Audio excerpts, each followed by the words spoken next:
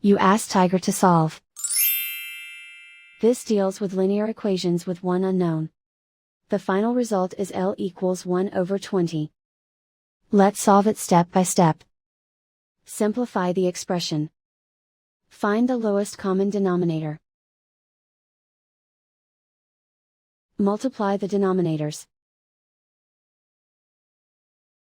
Multiply the numerators. Combine the fractions.